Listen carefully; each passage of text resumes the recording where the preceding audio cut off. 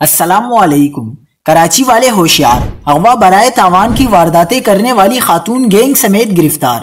Phone پر دوستی کر کے شہریوں کو ملنے کے لیے بلاتی، پھر اغوا کرا لیتی۔ کیا آپ حالات حاضرہ سے آگاہی حاصل کرنا چاہتے ہیں؟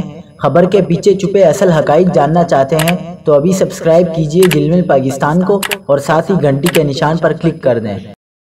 آپ کو بتاتے چلیں کہ سی ٹی ڈی نے کراچی میں ایک خاتون سمیت 4 ملزمان کو شہریوں کو اغوا کرنے اور ان سے بتہ لینے پر گرفتار کر لیا۔